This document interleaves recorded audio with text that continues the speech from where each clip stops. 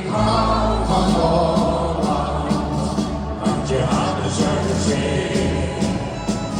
Het stukje Holland, draai ik in mijn achterveen. Daar waar de bomen draaien in een forse kraan. En waar de bollen bloeien in een Schotse graan. Ik hou van Holland, en de bossen en jij. Jouw blonde duinen in een bonterij.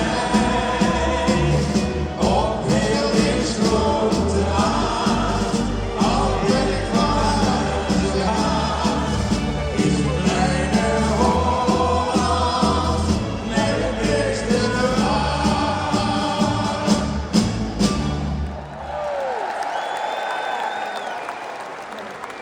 En laten we teruggaan naar het jaar 1908.